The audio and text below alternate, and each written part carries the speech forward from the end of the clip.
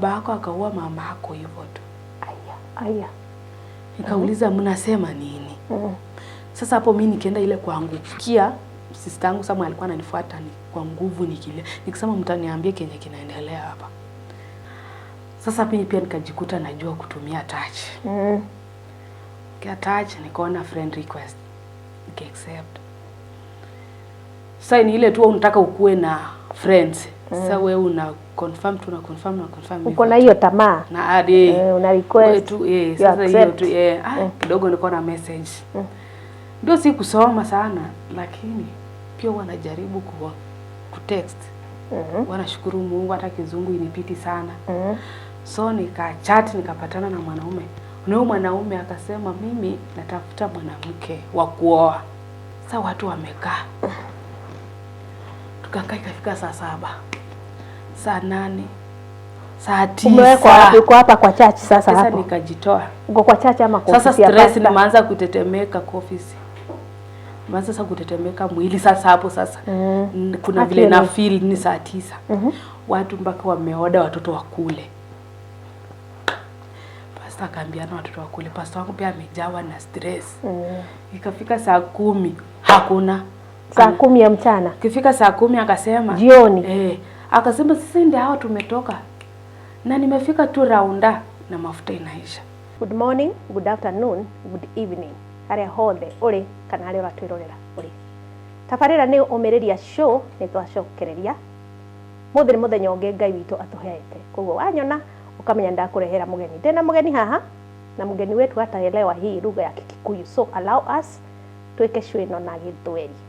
Most welcome. Endelea ku subscribe, like ngano citu, thikiriria kiria tukiri nakio. Karibuni sana. Metrin, yes. Karibu sana. Ukomereria show. So nataka usalimie watu wetu kwa kamera, utuambie majina yako yote hiyo ingine then tuendelee na show. Karibu sana. Asante. Majina yangu ni Metrin Nanjala.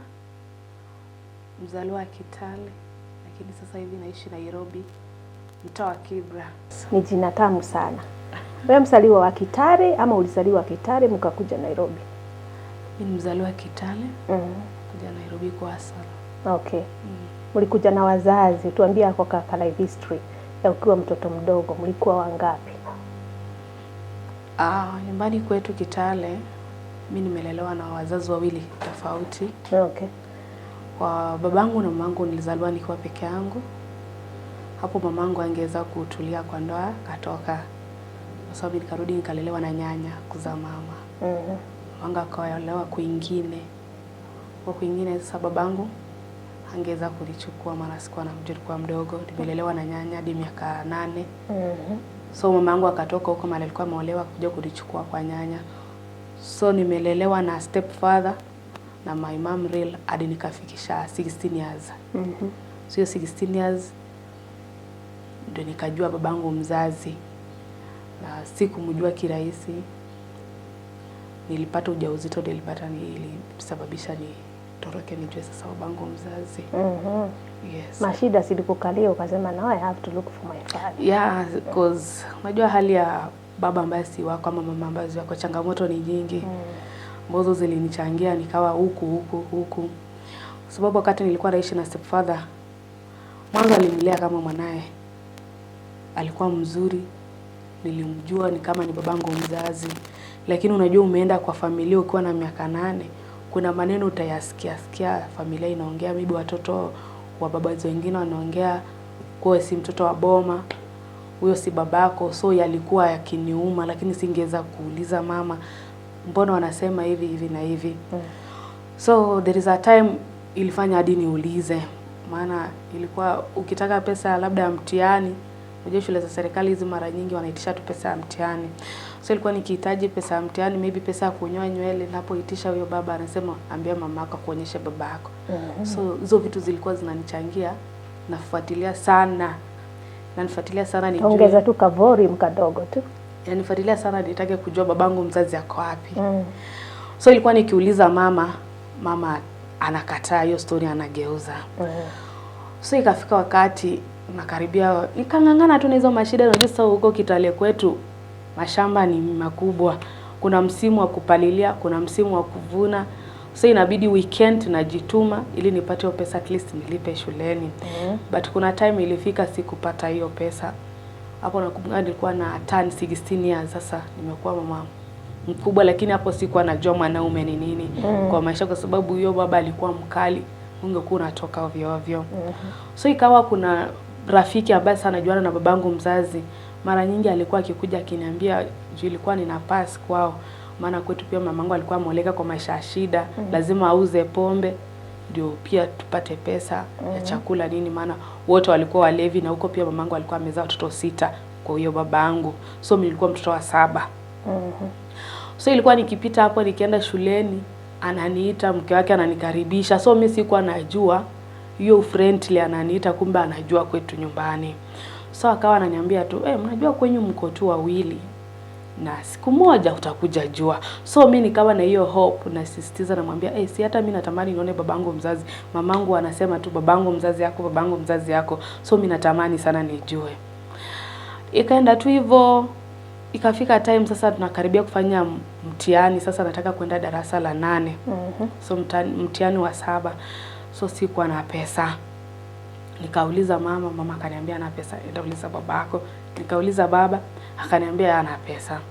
Na hapo shuleni wameniambia lazima ninyoe nywele na lazima pia nipeleke pesa mtihani. Nikajaribu kuomba pia maangozo wao wengine pia hawana. So ikakuwa ngumu kwangu na sikuwa nataka nikose kufanya mtihani. Kuna kijana tulikuwa tunashiriki naye kanisa moja, alikuwa mtoto wa pastor. So ile kumzoea tulikuwa tumemzoea, maana pia tulikuwa kwa kwaya wote, kwa praise tulikuwa wote. Nikaenda nikamwambia, fulani mimi nimefukuzwa shule na sina pesa ya mtihani na pia wanataka kuninyoa. Nakumbuka alikuwa na kinyozi. Akaniambia ni sawa, mimi nitakunyoa lakini make sure unalipa hizo pesa weekend. Nikamwambia mimi nikienda tu kibarua mimi nitakurudishia hizo pesa. Sikuwa najua ako na nia nyingine tofauti. Maana hakuwa ameguzia uhusiano wote na mimi. So mimi nilikuwa najua tunaenda kumuongelesha juu ni mtoto wa pastor, atanisaidia. Aliponiambia kuwa nitakunyoa na nitakupatia pesa lakini si bure. Nikamwambia unamaanisha nini? Na unajua sasa hiyo ni Saturday na inafaa Monday tunaanza mtihani. Yes. Akaniambia sasa itabidi ulale na mimi ndio nikupatie hizo pesa. Mtoto wa class 8. Sasa nina 7 nataka kufanya mtihani wa 7. Hiyo jambo linisumbua sana, maana ilikuwa sijawahi enda na mwanaume, sijawahi jua mapenzi ni nini. Lakini sasa sikutaka kukosa huo mtihani. Ilibidi nilikubali nikalala na yeye hapo kwa kinyozi. Nilipolala na yeye nikatoka, alinipea pesa ndio na alininyoa. Nikarudi nyumbani kwa mama. Sasa Monday ikafika, nikaenda nimenyoa nywele, nikapeana pesa. Nikakaa, nikamaliza tu mtihani vizuri. Nikakaa kama miezi 2 nikajikuta nina ujauzito. Niliogopa sana maana baba huyu alikuwa mkali. Sasa nilikuwa nashindwa nitaeleza aje mama. Maana mamangu ni mtu akona haraka. Anakulisha huko. Mwanzo ningemwambia tu hivi. Yeye anaambia baba direct, na hapo ni kichapo. Sasa kuna wakati mvua ukao unanyesha na kuna kibarua, sasa tukaenda kuogota mahindi. Hata naenda kuogota mahindi kakutana kijana mwingine kwa barabara, akaniambia mahindi yangu imekuwa mingi, nisaidie kubeba. Na sikuwa najua Yosef fadangu anapita na baisikeli. Akapata huyo kijana ananisaidia, tuko wawili tunatembea kwa barabara, ananisaidia maana huwa anakuwa na shida ya kifua mostly kama kuna kumenyesha baridi hivyo huwa inanisumbua. Sasa huyo kijana amenisaidia. Huyo baba alinipita tu. Nilipofika nyumbani huyo kijana akaniwekea mahindi chini na akaenda. Baba alinichapa. Na hapo sasa niko na mimba miezi 2. Usiongei. Baba alinichapa, najaribu kuambia mama na muexplainia vile niko, wakanishangilia. Nikatorokea nikaenda wapi kwa huyo mtu sasa mwenye alikuwa anakuwa close na mimi akiniambia kwenyu ni hivi. Nikatoroka hiyo usiku, ilikuwa usiku. Nikaenda nikalalia huko. Nilipoenda kulalia huko sasa huyo mamangu mzazi sasa kaanza kunitafuta. Aliponipata mimi nikamuelezea mama, mimi nataka nirudishe kwa shosho. Maana mimi hali yenye niko nitakwambia tu kweli. Nataka unichape lakini nimekuambia mimi ni mjamzito. So mama alikuwa anasisitiza sana ajui ujauzito ni wa wapi. Ni wa nani? Ni wa nani na ni wapi, yes. Sasa sikuwa nataka mambo mingi na sikutaka kumwambia. Yeye naye akanipombeleza nini nirudi nyumbani. Hiyo story ikawa imeisha. Nikarudi nyumbani. Wakati nilirudi nyumbani sasa akaanza kunihoji polepole. Nilimwambia tu ni ya mtoto fulani kanisani. Sikutaka kumwambia ni mtoto wa pasta. Maana pia ni pasta wa mamangu. Sasa ingekuwa aibu. Sasa baba ndiye alisisitiza. Sasa mama naye akawa amwambia baba. Baba ananichapa niseme. Sasa nikatoroka nikaenda nikawasenda nikaambia kijana mimi ni mjamzito na nyumbani wanasisitiza sana niseme. So mimi naenda kusema ni yako. Akaniambia hapana usiende kusema sasa lakini mimi nitakushughulikia. Mimi vile aliniambia atanishughulikia nikawa na hope. Hata nyumbani wakijua after all atanisaidia. Yes, hakuna shida. Nikakuja nikaambia mama hii mimba ni ya kijana fulani wa pasta fulani. Mama akasema mama ndio huyo kaambia mzee. Baba aliwaka. Baba vile aliwaka mimi nikasema wajua mamangu ako na speed, baba pia ana speed. Mimi ndio huyo nikakimbia soko nikamwambia kimeumana. Na mimi sitaki ifikie hapo. Toroka. Ama uwawe sasa. Yes. Kwa kile kijana alitoroka. Wazazi wake walimshughulikia katoroka, alikuwa anaishi na Ivasha. Huko Naivasha akakuja akamalizia, juu alikuwa amemazanga yeye form 4. Akakuja huko Naivasha akajificha akapata kazi ya walimu. Mimi nikajifungua hakuna mtu. Hautasoma, hautaendelea na masomo tena. Sasa hiyo wakati ikawa sasa baba amekuwa mkali kabisa. Sasa ilibidi mimi nipange deal na huyo mtu anitorokesha sasa. Nikaenda sasa akakubalia babangu, ndugu ya babangu mzazi sasa akakommunicate na yeye, nikaenda nyumbani. Sasa ninaenda kujua babangu nikiwa na ujauzito na niko na 16 years. Ndio naona babangu mzazi real sasa. Huko nimefika babangu pia ako na mama mdogo. Kwa amejaliwa mtoto mmoja msichana. Walinikaribisha, Steve mother alifurahia kuniona. Tukawa tunaishi maisha mzuri. Saa harakati unasikia tu vile watu wa mtaa wanaweza sema, unajua mama mwenye si wako haizi kuangalia wakati umejifungua vizuri. Sasa wakawa wananichanganya. Rudi tu penye mamako mzazi yako ujifungulie huko. Nilirudi tena. Sasa hapo nakaribia kujifungua mara nimekaa na wao hiyo mimba ilikuwa miezi 2 3 mpaka nikafikisha mimba miezi 8. Nikarudi tena kwa mamangu mzazi. Sasa hapo wametulia. Maana mamangu alikuwa ananifuatilia nirudi. So nikarudi kwa mama. Nilikaa kwa mama. Kuna polytechnic katokea wazungu walikuwa wana advertise wanataka wasichana wenye wamachia masomo kwa barabara wawasaidie hii mambo na kusuka kushona. So mimi nikawa nataka kuenda ndio si pia mimi ni macha shule hata kama sijajifungua mimi naenda kufanya interview. Baba alikataa. Ndio father akasema sasa wewe na hii tumba yako unaenda wapi utakubaliwa wapi na wamesema sana wenye walizalia nyumbani waliacha masomo. Nilijificha. Na bahati mzuri nilijificha hivyo nikaenda na interview mimi nilichakuliwa. Wow. Wazungu matrons wenye walikuwa hapo kanifanyisha interview kwa kweli nilipita nilipigiwa simu after 2 weeks nikaambiwa nimepita nahitajika mahali fulani. Huko nilienda nikahostiwa nikakaa na mimba. Maana mimi nilieleza maisha yangu mimi nakaa na stepfather na hali si nzuri sana. Mamangu anapitia kwa sababu yangu. So nilichukuliwa huko nikakaa huko. Kazaa. Huyu baba mzazi hashughuliki. Baba mzazi sasa amejua tu nimerudi kwa mikono ya mama yangu. So yako tu sawa. So wakati nimekuja huku sasa nikaenda huko wazungu sasa wakutaka nijifungulie nyumbani. Nilikaa huko shule juu shule ilikuwa board. Sasa mimi nilichukua kwa boarder si kwa day scholar. Nikaishi kwenyewe. Niliishi huko kama mwaka. Mtoto sasa amefikisha miezi 9 hapo. Babangu sasa akakuja na step mother shuleni kuja kunitembelea. Step mother akalia akasema, "Ndio sasa na mtoto hautaweza shule. Mara unaenda kwa darasa, mara mtoto. Wacha mimi niende na mtoto nyumbani." Na hapo nilikuwa nishaachisha mtoto na miezi 6 matiti maana kifua yangu ilikuwa sasa inajaa na mtoto alikuwa mnono. Sasa nikawa shida kila hospitali nini. Sasa ilikuwa kazi rahisi pia nikakubalia, matron pia akakubali mama aende na mtoto. Huyo na pia ni step mother wangu sasa mtoto anaenda na yeye. Mamangu akawa anarusha maneno mbona nimemnyima yeye mtoto na peana kwingine mtoto. Sasa ikawa vita huku na huku mama wasikizani.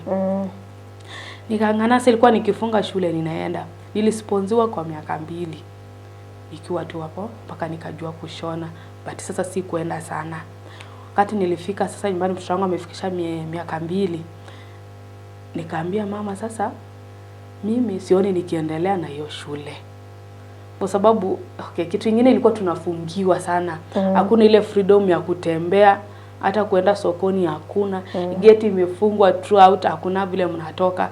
So wakati tulitoka tu tukasema tuende nyumbani, mimi sikurudi tena.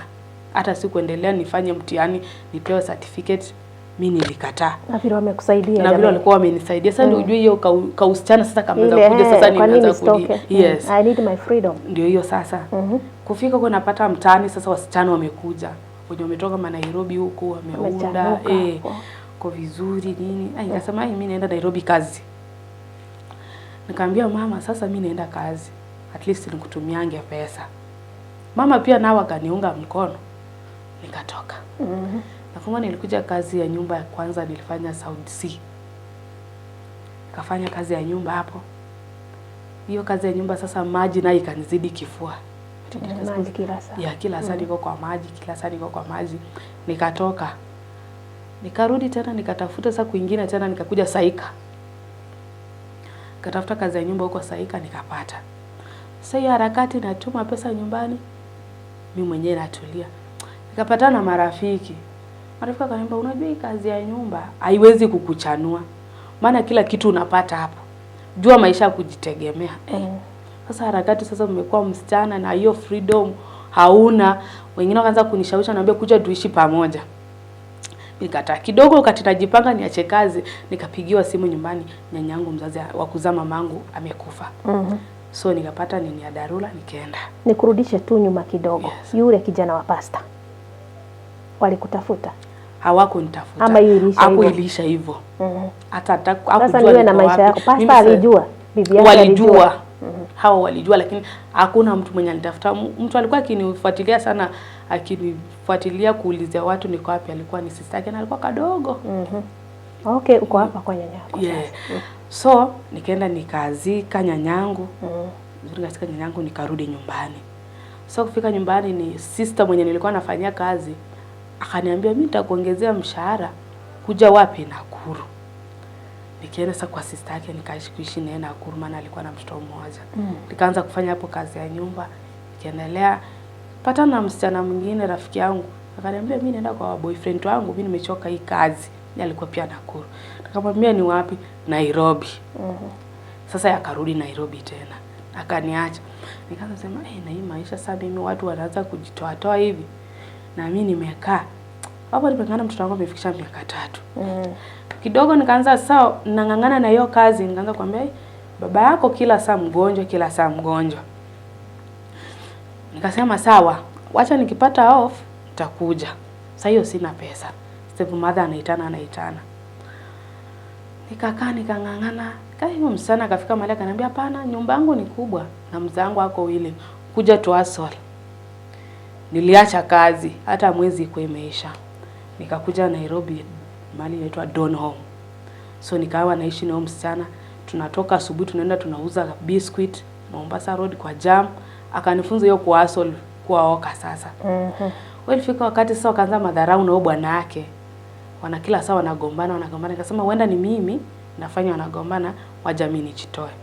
Nilipojitoa hivyo nikaenda nikaishi kwa aunti yangu. Aunti yangu anakuanga hapo Saudi B. Nikaanza kukaa naye, nikitoka nikiasol. Kidogo nikaambia babangu hali yake si mzuri. Nikaambia aunti yangu acha mimi niende nyumbani. Huyu ni baba mzazi. Sasa baba mzazi sasa. Kwa kuja nyumbani, hali ni babangu alikuwa ni lazima tena nikuje kazi. Nikatulia nyumbani. Wakati nitulia nyumbani ilikaa kama miezi 2 tu. Sasa hiyo kuhustle imenifanya mpaka babangu alikuwa na nyumba kadogo tu ka flat. Hiyo kuhustle nini nikawa natuma watu nyumbani wanapiga matofali nyumbani kwa shamba. Hivyo babangu mpaka nikaongeza nyumba nikamjengea nyumba ya mabati 18. Oh, wow. Maana hiyo ndio ilikuanga ndoto yangu. Mara nyingi baba alikuwa ananiambia, siku moja utatoka na wageni wako Nairobi. Utakuja wapi? So hiyo kitu ikawa inanisoma kila mara. Nilijenga nyumba na nikakuja nyumbani sasa wakati babangu ako mgonjwa na ndiye amehamia tu ndani. Na hii kazi ya house girl. Hii house girl tu. Sasa babangu alilala tu kwa nyumba miezi 2 na anakufa. Sasa nikawa najiuliza, hii ndio ulikuwa unasisitiza ukisema nijenge nyumba wageni wanaweza toka Nairobi. Kumbe wanakuja kukuzika. Nyumba yenyewe hata hujakaa ndani. Miezi 2 umekufa. Sasa hiyo kitu ikawa inanisumbua. Hii ndio baba alikuwa anasisitiza nijenge nyumba kumbe anakufa. Hakuwa anataka wakati wa mazishi yake watu wakuja wapate ni nyumba ndogo. Sasa nikawa na hiyo kitu inanisumbua sana. Wakati babangu alikufa hivyo, maisha sasa ikaanza kuwa hard. Stepmother akachange. Atajua msichana wake pia amezaa, ama atajua ni mimi, ama atajua ni mtoto wangu. Sasa nikaanza kuona vile ana. So hapa ni kama uko na boma mbili, kwenye ulizaliwa na baba mzazi na huko. Yes. Sasa nikaanza kunisumbua, nikapigia mamangu mzazi simu, nichukue mtoto nimpelekee. Huko naye mama anakubali ndio, lakini huyo baba hataki. Huyo baba bado anasisitiza anataka ukijana amweke ndani. Na huyo kijana mwanzo simu zake haziingiangi. Hata nikienda kwao kuulizia wananiambia hata wao hawana namba yake. So nikawanga tu kwa hiyo maisha yangu uchungu, nikikumbuka nilisave life yake, nikijua atanisaidia, lakini kumbe alikuwa ananipangia kuniacha maisha yangu iende hivyo. Maana alikuwa ananipromise mimi ndataka tu uendelee na kusoma, lakini mtoto ndakuwa namshughulikia. So alikatiza ndoto yangu hivyo class 7. Sasa nikafika mamangu huyo stepmother akabadilika. Si mama nilikuwa naona, maana ilikuwa kitambo alikuwa babako hako tena. Sasa baba hayuko. Sasa aka change. Anakuwa tu mkali. Kila saa anasema amechoka kana mizigo. Sasa ikawa hiyo kitu pia inaanza kunihukumu. Nikachukua mtoto wangu, nakumbuka there is a time nilichukua mtoto nikapelekea mamangu. Fika kwa mamangu pia huko nayo baba huyo sasa amekuwa anachukia mama juu anaambia kila saa mama hata una asante. Nimekulelea mtoto tena bado unaleta mchukuni le. Hauna shukurani. Sio kitu ikawa inafanya mamangu hana amani kila wakati. Vita kila wakati. Mama akanipigia simu. Nikaenda nikachukua mtoto tena nikarudisha stepmother. Nilivorudisha stepmother mtoto. Maana hapo sasa kuna ndugu za baba walikuwa karibu. Hakuna kitu alifanya. Nikasema, kuna kijana nimepatana naye kwa mtaa. Huyo kijana akasisitiza kunioa. Mimi niliamua kuoleka. Ni mtaa upi? Huko Kitale tu. Okay. Akanioa sasa. Nikaona sasa anakubalia nichukue mtoto. Stepmother akakataa nisichukue mtoto. Huyo kijana nikimuolekea hakuwa anakunywa pombe. Alikuwa kijana tu anapiga matofali anauzia watu. So alikuwa na bidii tena anajua kupiga kangumu. So akanifunza hata mimi nikajua kufanya hizo kazi za kangumu, najua kukata, najua kufanya nini. So tukawa tunaishi tu vizuri. Tumeoana sasa. Tumeoana sasa. So ikafika mahali nikamwambia mama mimi nimeolewa na niko mahali inaitwa Birunda. Akasema sawa haina shida. Nikatoka vizuri nikaenda nyumbani nikachukua nguo nikaenda. Sasa unajua nyumbani mama huyo stepmother hakuwa anataka kufuatilia sana nimeolewa na nani, it's like nimemuondokea. So hiyo ndio ilikuwa tamanio lake sana nitoke. Maana kila wakati alikuwa anashinda nimechoka kana mizigo, mimi sitaweza familia mbili hivyo. Sasa nikawa na share na aunti yangu sasa sister babangu mwenye ako close sana na babangu. Nikanamwambia wewe ulikaa na baba hospitalini. Baba alikufia kwa mikono yako. Ni nini baba alikwambia sasa? Alikwambia nini cause mimi baba ameniacha tu hivyo. Mimi sielewi. Akaniambia mimi kina kitu yenye babako ananiambia na sitakisema sahihi. Lakini wewe endelea tu kaa. Sasa nimetoka kwa ndoa nakuja kumtembelea, naleta mamboga juu nimejua mtoto ako nyumbani. Huko pia na hustle kibarua nakuja naletea mama, namletea mahindi, nanunua mboga weekend juu ni karibu, naenda sokoni na nanunua tu vitu vya mtoto naleta. Nikashika ujauzito, nilikaa mwaka mmoja nikashika ujauzito huko. Wakati nilishika ujauzito kijana akachange. Siku moja akakuja kwa nyumba amelewa yake yote. Nikamuuliza wewe uliniambia hakunywi pombe. Nikauliza rafiki yake. Fulani aliniambia hakunywi pombe, imefikia wapi anakunywa pombe? Akasema huyo jamaa alikuwa wakati alikuwa amekunywa sumu.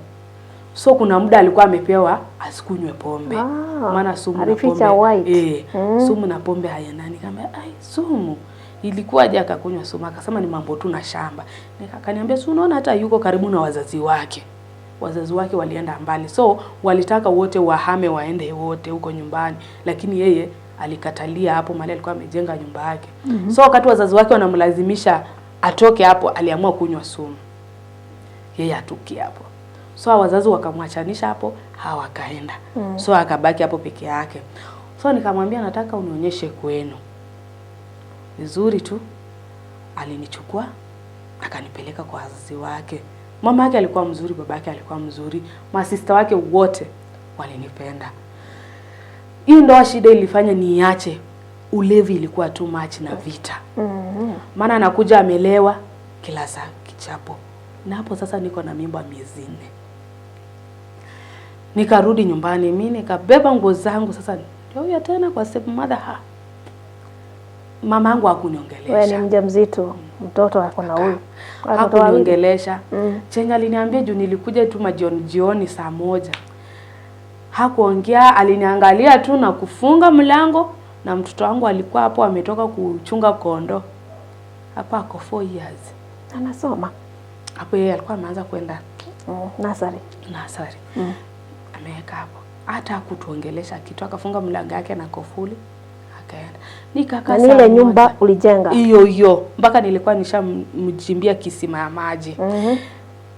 Saa 1 hakuna, saa 2 hajarudi.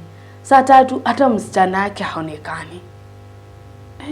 Na huyo msichana yake kumbe alikuwa ameenda na mtoto wake. Sasa mimi sikuwa najua wamepanga nini.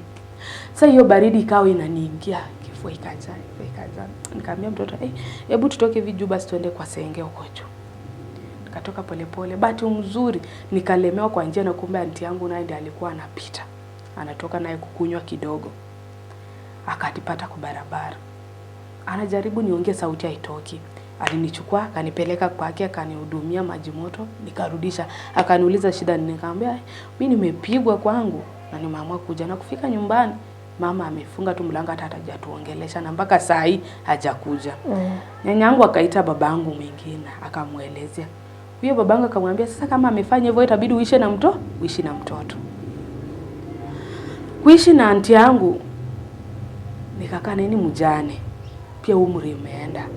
So pia na anategemea watoto wake wampe wenye wameolewa hapo karibu ndio wafanye nini. So hii harakati ya kushona, at least kuna shule ikatokea mahali nikiwa tu bado na mimba ya mtoto wangu msana. Shule ikatokea na huyo bishop, mara nyingi nilikuwa naenda kanisa hapo. So huyo bishop akaanza kuadvertise kuna polytechnic inafunguliwa huko chini, wanataka wasichana.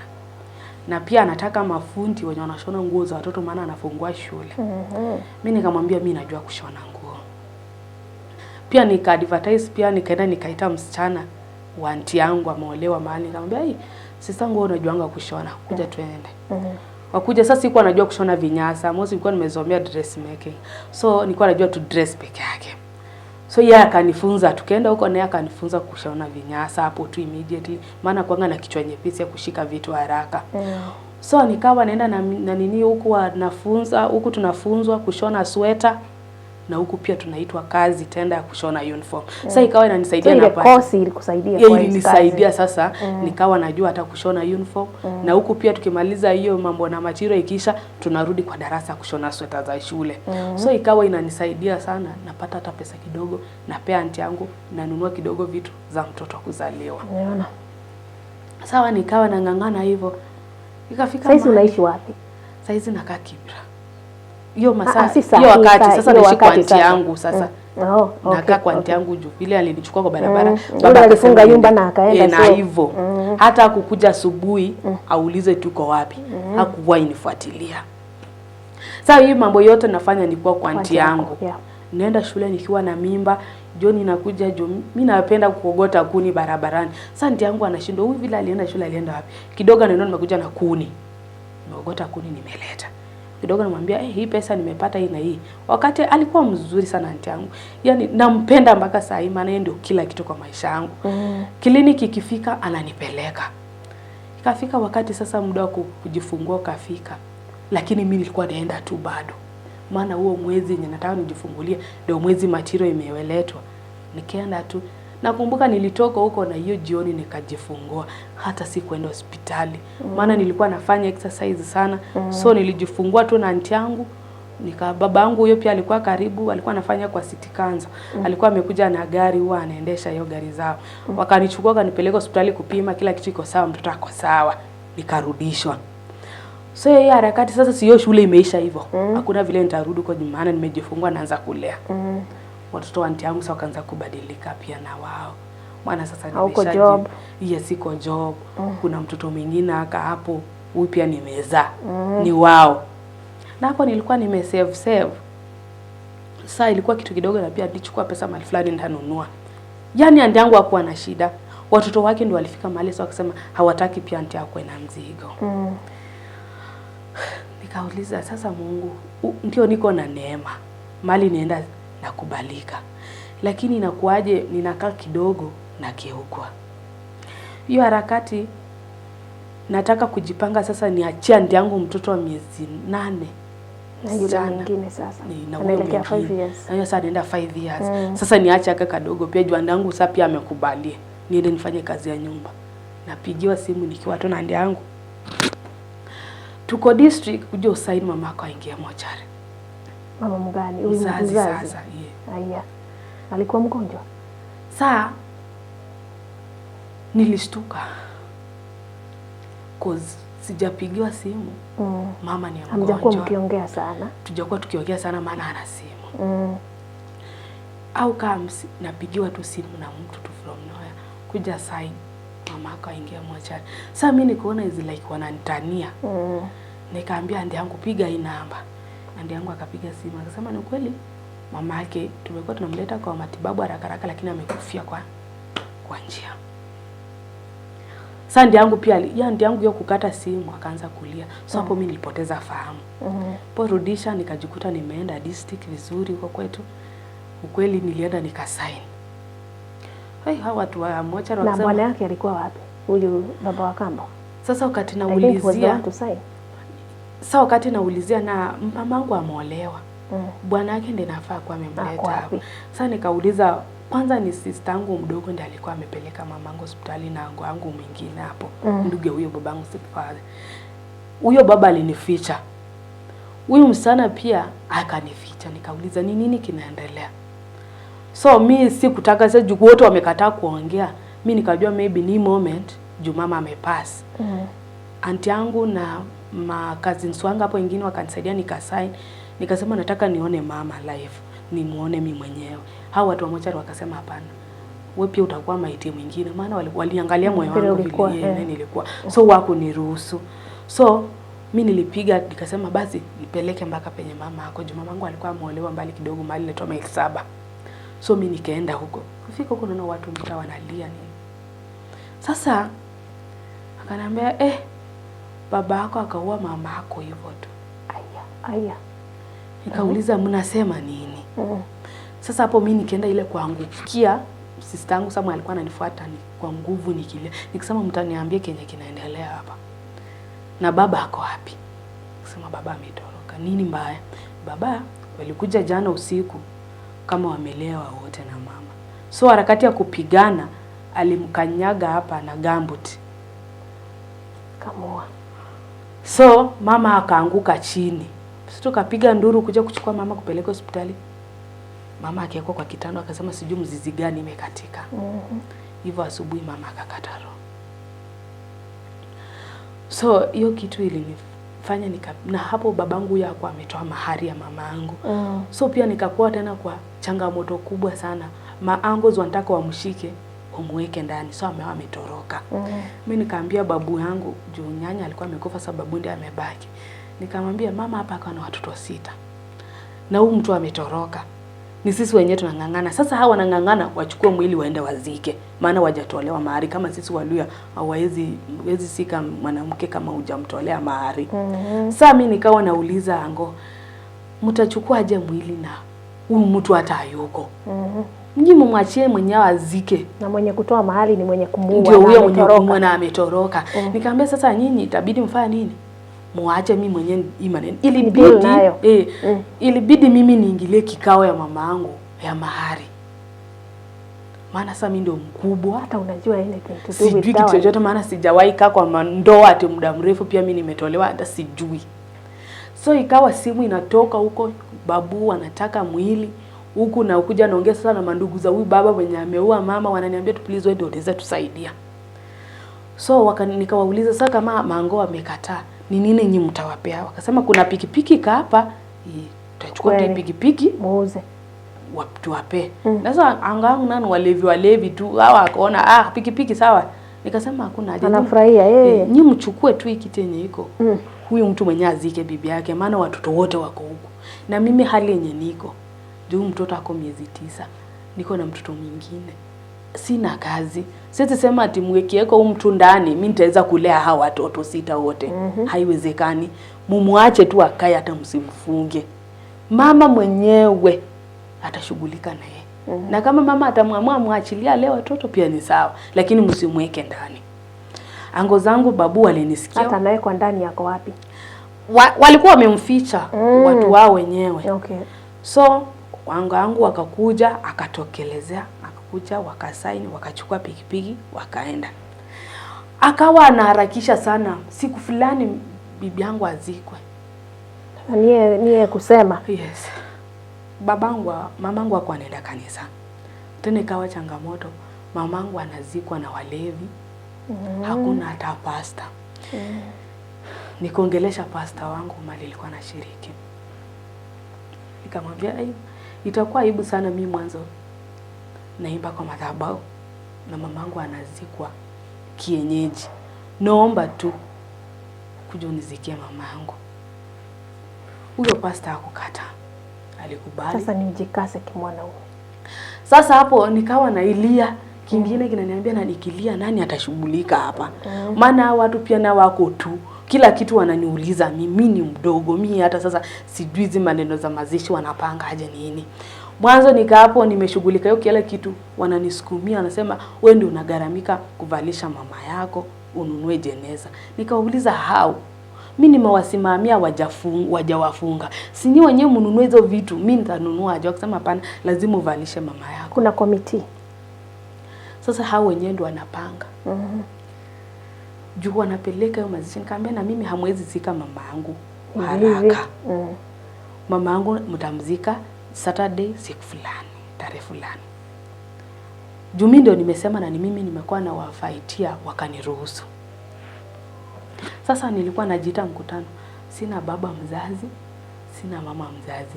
Mimi sasa nimekuwa real yatima. Sasa hawa ni watu wawili tofauti. Ni stepmother na stepfather. Na ni muuaji. Na wote stepfather siwezi ishi naye, kwanza ninamchukia kama kitu kingine. Siwezi ishi na yeye, aliua mamangu. Stepmother since alinifukuza hajaijua niko wapi.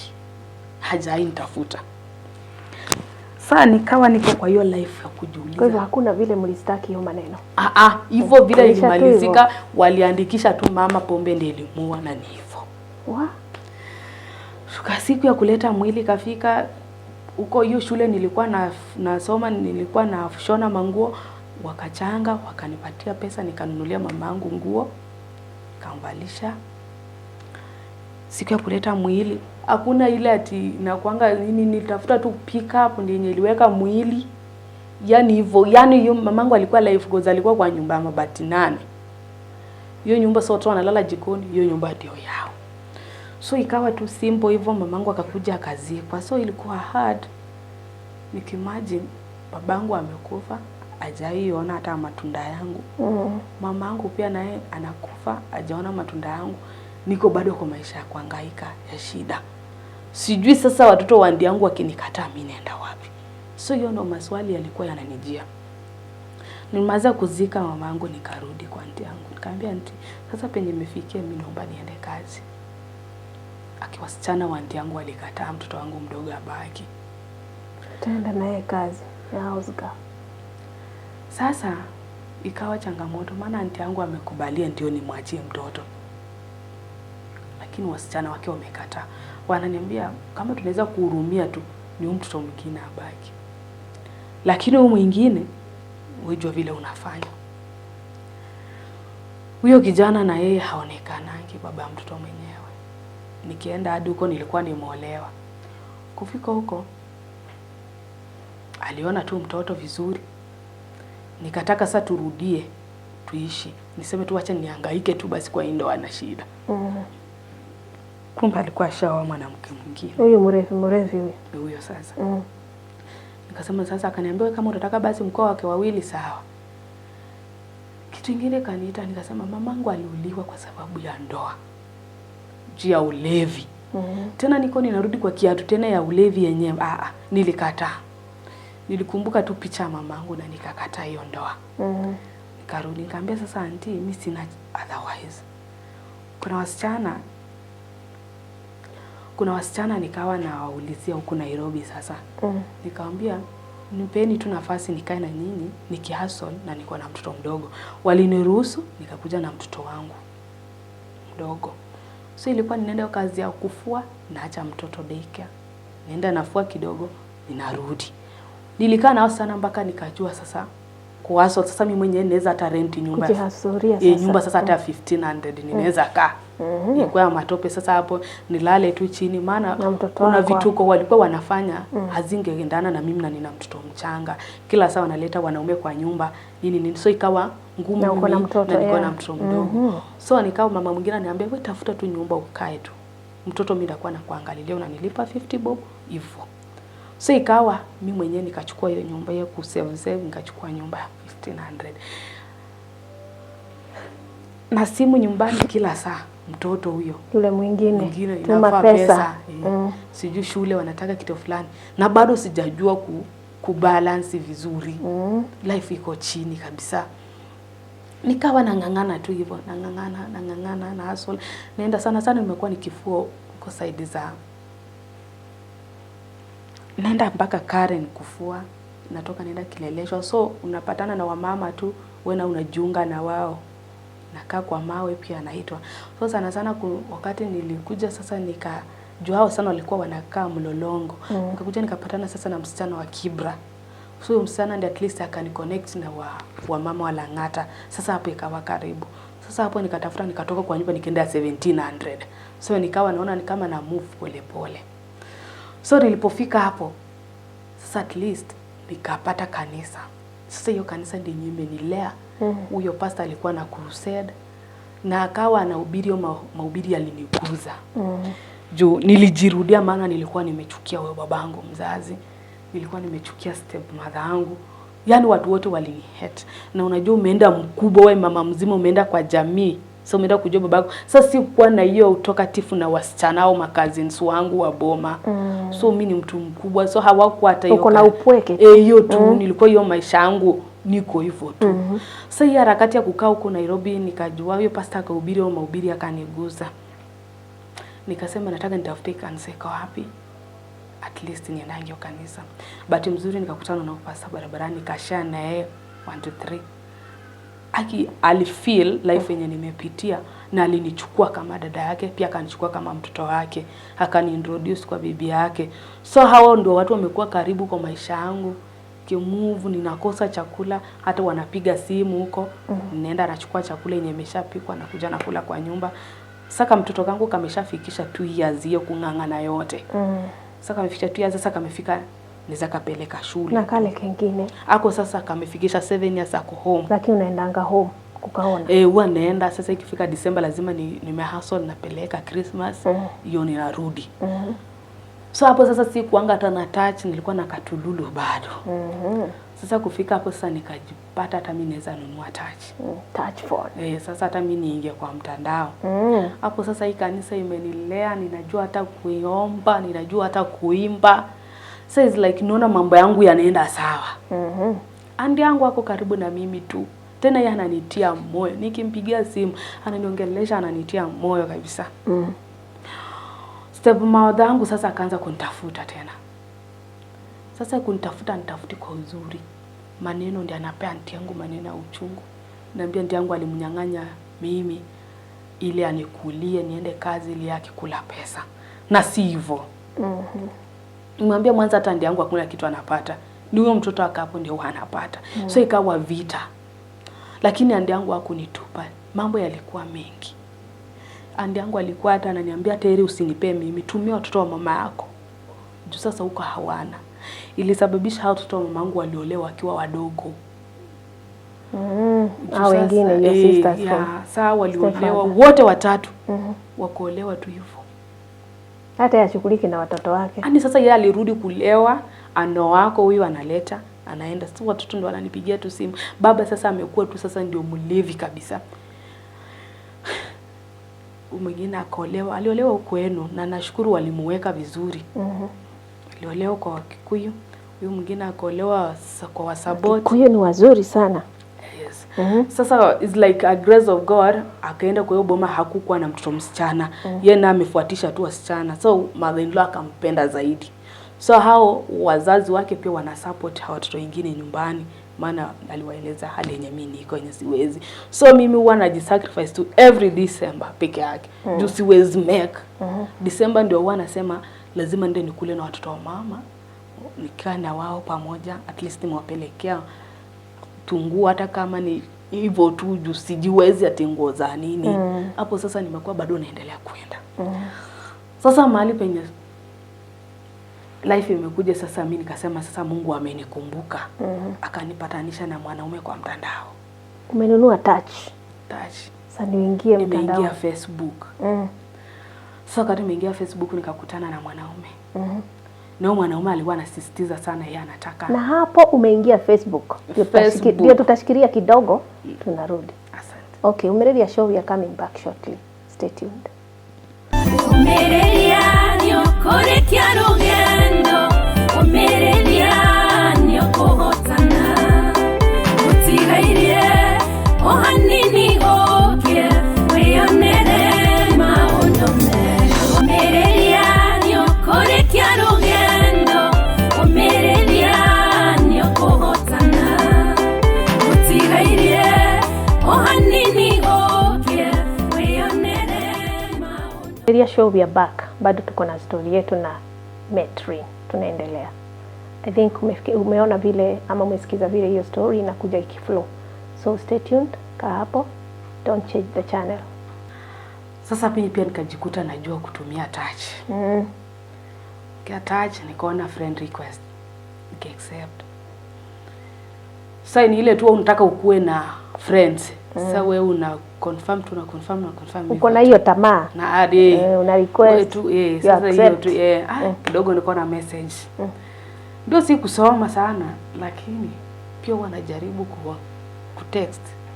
Wanashukuru Mungu hata kizungu inipiti sana. So nikachat nikapatana na mwanaume. Na huyo mwanaume akasema mimi natafuta mwanamke wa kuoa. Na sitaki uhusiano, sitaki girlfriend. Na mimi hapa pia nilikuwa nimekaa maisha ubaki, nikasema sasa si Mungu ukinipea huyu sasa at least taka. Maana sasa nimekaa Nairobi, sasa mimi ni mtu wa Nairobi sasa. Najua kuhustle, najua kufua, najua kupiga pasi, sasa mimi naweza ishi. Kwanza unanipea huyu ni mwanajeshi, sasa mimi nikasema mimi ni jeshi. Huyo jamaa alikuwa ananitumia messages, ananitumia photos, vilagu kwa uniform, ananitumia mpaka nyumba yake juu na chini. Sasa nikaanza kusema God, ndoto yangu ni kama inaanza kukuja. Nilikuwa naona tu watu kwa balcony. Nini? Ndio hii sasa. Watu wanapeleka watoto wao shule. Nitaendea mtoto mwenye ako kwa nyumbani, nimlete. Sasa hata mimi ona nyumba ndio. Sasa mimi nikawa na ndio nyumba. Anatumia nyumba ya juu na chini. Ananipigia mpaka na vile ako na mtoto mmoja msichana. Na video call tunaongea na huyo mtoto, na video call naongea na mama yake mzazi. Size like Mungu umetenda. Hii kanisa yenye nimeingia, wallahi Mungu umenionekania. Ni kama sasa naanza sasa kusahau hizo mashida za nyuma sasa. Nimesahau mamangu sasa drastically. Naona. Sasa nasema hapo sasa naanza kusema nenda nichukue kwa watoto wawili wa mamangu. Niishi nao. Sasa mimi naanza kuwa na hopes. Nikamwambia sasa mimi nataka kuja meet my pastor. Akasema haina shida, mimi niko ready as long as mnataka bibi. Akasema hata hiyo nyumba sijaingia ndani bado. Nataka mwanamke ndio niingie ndani. Tutaifungua na wewe. Tuifungue na mwanamke. Nikaja nikashana pastor yangu. Pastor yangu ndiye akanitia akasema wewe Metrin final Mungu amekuonekania. This is God. Yaani umbasike mpaka nikiomba mimi nalia. Nikiimba nalia, yani naanza kutafakari. You've done it. Haya makuu ya Mungu ni ndoto ama ni nini? Kaka kidogo akasema nakuja next Sunday. Nikamwambia kuja hata kwa ibada. Alikuja. Mwanaume alikuja sasa ndiye anakuja. Kumbe ni ukweli live sasa. Yes. Japo ilikuwa kwa mtandao tujaiona. Yes, ghost. Sasa akakuja live. Wewe picha ni yeye, sura ni yeye. Yaani kila kitu height ni yeye. Kuja Nikamwambia okay sawa, na kukujia. Akashuka, nikaenda nikamchukua. Nilikuwa naishi kwa nyumba sasa ya mabati na ni juu. Sasa hapo nimeenda mpaka ninaweza lipa rent ya 2700. Sasa hapo niko juu. Almost 3000. Is a lot. Sasa hapo sasa niko juu. Nimeenda juu. Napanda ghorofa yangu ya mabati. Sasa mimi nilisema nataka nikae juu. Akakuja. Nikamkaribisha kwa nyumba, nikajiandaa. Kachai hapo tumandazi. Sasa life si mzuri, yani ile bado najikaza juu. Huko kitanda ndio kiti ndio kila kitu. Sasa nakaa kwa kitanda. Kwa na mtungi yangu hapo hivyo tu ndo naanza na coil. Kwa hivyo mtaketi kwa kitanda. Alright. Namwambia tulia hapo nijiandae tuende. Nikamaliza tukaenda kanisa vizuri, nikaandaa mtoto tukaenda. Kafika kanisani tukakaa, nilikuwa nishaambia pastor mgeni anakuja. Oh, this was after the service, before the service. Yeah, nilikuwa nishaambia pastor sasa Saturday kesho kuna mgeni wangu anakuja umjue. Akakuja vizuri. Pastor kafika masani, nikamwambia pastor anasema akuintroduce. Akasema yes. Siniwe ni bibi yangu. Anintroduce pastor, na pastor wewe muintroduce. Kafika masaa pastor akaniita kwa madhabahu. Akasema meti nituletee mgeni wako. Nikachukua pia mgeni wangu, kampeleka kwa madhabahu. Nikamwambia ajiongele. Pastor akaintroduce akasema this and this. Huyu ndio Mungu amepea Metri. Mume wake all the single mothers clapping. What vikelekele ina. This what the Lord can do. Wengi walikuwa wengi wakapo washajua home kwetu. They know yenye nimepitia. So wengi wanajua story yangu. So akajindolisha akasema mimi ndio nataka kuoa Metri na sitaki ifike December. Na sasa hiyo ni mwezi wa 7. Nasema kwa church. Sitaki ipite December kama tujafanya harusi, hata kama itakuwa kuombewa tu. I'm ready. Lakini nimchukue kwa madhabahu. Na machozi nafanya titi. Inateremka sema tu Mungu. Juu mimi ninajua mahali mtu akisimama kwa madhabahu hiyo si mkora. Hiyo mimi ilikuanga kwa akili yangu. Mwanzo tu mtu amekanyaga kwa pulpit. Huyo si mkora. Sasa mimi nilikuwa nasemanga watu wanasemanga watu wa online ni wakora. Lakini huyu mwenye amesema kwa madhabahu huyo alikuwa serious. Kaendelea akafanya hivyo vizuri. Sasa akaniita nje. Nikasema mimi nenda shift. Si bora church imeshanijua nini. Sasa niko hapa na 4K. Na hii 4K inataka niwachie church soda. Lakini sina kuachia pastor kwa mkono. Nipe 2K. Ka saving kangu nikaenda nikatoa 2K. Niko na 4K hapa. Yes. Si atume. Yeye anataka anunue soda. Hiyo wanunulie watu kanisani. Bwana Ametri na ametununulia church. 2000 ameitisha ni ya nini? Ape pastor kando. Sasa nikampea. Akarudi kwa madhabahu. Akasema niko na 4K hapa. Naachia pastor kanisa mkunywe soda. Kunyweni. Watu wakashangilia, soda zikatumwa hapo immediate juu yeye ilikuwa baada wameshahubiri. Sasa ni mgeni wangu asimame, soda zikaletwa, akatoka nje na pastor akamwekea 2000 kwa mkono. Nikamsindikiza, akaenda mimi nikarudi kanisani. Akakunywa soda. Baada kwa mama pastor ananiambia Mungu mwenye unaombanga final amekuona, anatenda makuu. Beta tumepata tu Bwana hivyo tu. Sasa hapo ndio mimi nami nikaanza kuonyesha nyumba. Unaona hii nyumba? Gorofa. Wananitia moyo. Jamaa akaenda. Kafika mwezi wa 8, wa 9. Kafika wa 9, wa 10. Tunaendelea tu vizuri, mawasiliano iko sawa, hata anakuja good night, good morning, hapo sasa tujaipatana kimwili. Sasa hapo nikajua huyu ni mwaminifu. Ametulia tulitutu. Hata niambi chochote. Lakini atakuja kanisani vizuri. Akuje ibada ikiisha aende. Angeweza hata kulala kwangu. Siku nyingine akapiga simu akasema tukutane Kidrive 45. Panda gari.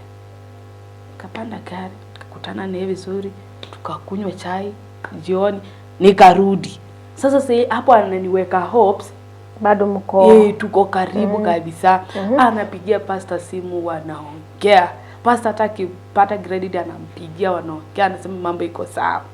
Ikafika hiyo mwezi wa 10 sasa, mwisho akaniambia mimi ninaweza pewa transfer any day anytime, na sitaki transfer nipewe kama sijakuweka kwa nyumba. So tuanze kuchapa plan, harakisha mambo sasa, pige plan haraka tuombewe. Nikamwambia kuombewa haina shida, wewe chapa mipangilio. Nikamwambia pastor, sasa pastor akakuja akatambia sasa muende muone wazazi. Wewe pastor, unajua mimi sina wazazi, aunti yangu ndio kila kitu. Alikubali, tukaenda tukaona aunti yangu, lakini sasa alini challenge. Kikwao kama ujoa huyo msichana huwezi ingia kwa nyumba. Kiko ni Mluya, alikuwa Mluya. Tribe gani? Mluya tu. Sasa alionea aunti yangu kwa barabara. Kwa hivyo mkienda kwa aunti yako hata karibia boma, hata ingia, ataenda tu awe aunti ya nani? Sasa aunti akuje kwa barabara waongee na nje. Akakwambia hiyo ni kikwetu. Sasa mimi hakuna ati naweza fikiria huyu. Unaona kuna kitu lakini nikasema tu is okay. Nimekuja amepark pikipiki huko juu. Nikaita aunti yangu. Anataka kusema sasa mgeni mwenyewe hata kama ni soda yenyewe akakataa. Akaonana tu. Katai hapo. Ama alikuwa anataka amesimama barabarani. Kwenu kunakaa aje? Hivyo sasa. Sasa akasema sawa twende tukakaa hapo kwa uwanja. Tukakaa hapo kwa uwanja, ikafika jioni akaenda. Mimi nikakaa kwa aunti yangu wiki moja, nikarudi Nairobi. Sasa kafika huko kidogo, kakaa tena wiki 2, tukaenda kumit mama yake. Tena si kuenda kwa boma yao. Aliambia mama yake ameenda mahali kununua makuku, so atachelewa kurudi. Akapigia mama yake simu. Ni ushago kwa mama yake. Sasa kwa mama yake ushago. Akaniambia mama uko wapi? Nimeleta msana wako na nataka kuona na tukaraka tunafaa tutoke jioni. Na haraka je umpeleke nyumbani na kuja ati hapana make loud. Hapana umefika wapi? Ati mimi nimefika mahali fulani na hapo mahali nasema si mbali. Hata basi kuja tu tuone hapa sisi tunachukua tu gari tukienda. Maana hapo kutoka kwao na LD ni karibu. Mama akafika hapa akaweka kuku zake chini. Kaingia kwa hoteli. Naonea mama mkwe kwa hoteli. Sasa mimi hizo vitu sikunisumbua sana, maana nilikuwa nimejua siku rasmi ya kwenda nyumbani ndio siku yenye tumefanyiwa hii harusi yetu. Tunaenda nyumbani tukienda kufungua nyumba. Mama hii nyumba umeiona physical kwa picha. Sasa mimi namuuliza na ile nyumba. Yaani ulienda kwa huyu kijana hata siku moja juu amekuja kwako kwa hiyo nyumba ya 2K. Lakini yeye nilikuwa ninaenda kwa kambi. Kwa hivyo ni kweli ni mwanajeshi. Na sikuwa ninaenda kwa kambi ndani, nyumba nje. So alikuwa anaweza kutoka tu aniambie simama hapo gate nibadilishe. Mimi nafanya jeshi lakini naishi nje. Kwa hivyo umeenda hiyo ya nje. Haya. So nilikuwa nimeenda huko mara kadhaa naenda narudi. So mama yake tukakula vizuri. Ushago hakuna hii nyumba ya gorofa. Sijaonyeshwa, si kwenda kwa boma yao real. Muda tulikuwa umesha nikaonana na mama yake. Hii nyumba iko wapi? Unauliza maswali ama ni harusi ifanywe tufungue. Mimi hizo vitu mingi hakuna, mimi nishaonyeshwa picha nimeridhika. Tuendelee na story. Nitaenda kuona nyumbani, tukienda kuombea nyumba. Mpaka ameshasema basi itatolewa, washirika wenye wanataka kunifuata tufungue nyumba na pastor ako ready. Kaka tukamaliza mama tukapiga picha na akatupiga picha na mama yake vizuri, tukamaliza mama akatoka, si pia tukatoka. Tukarudi Nairobi, nikamwambia pastor nimeshakutana na mama yake. Akapiga simu, mama yake alinipea namba akisema ukifika pia nataka kuongea na pastor.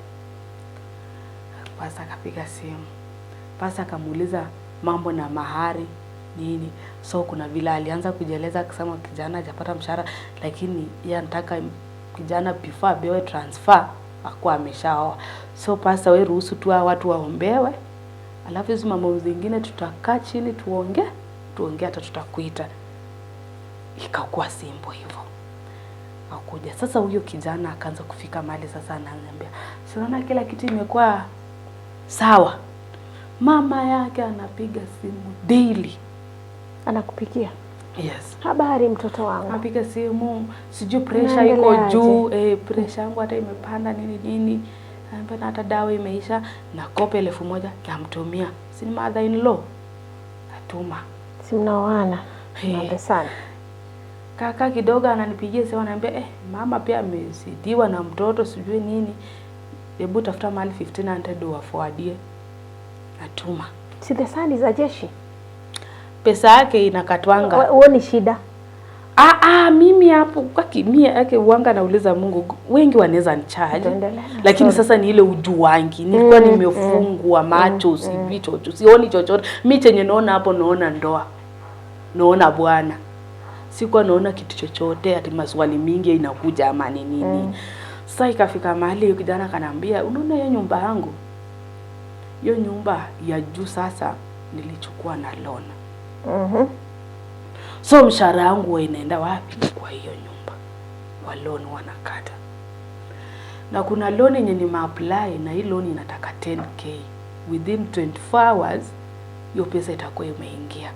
Fungulie hii nyingine. Yes. Ananipigia picha mpaka makaratasi vile akana apply.